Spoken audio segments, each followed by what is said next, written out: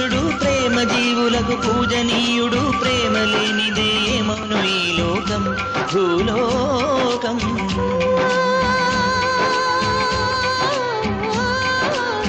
నా మనసు నీలో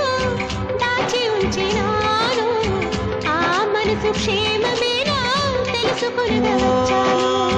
నీ మనసు పదిలంగా దాచి ఉంచినాను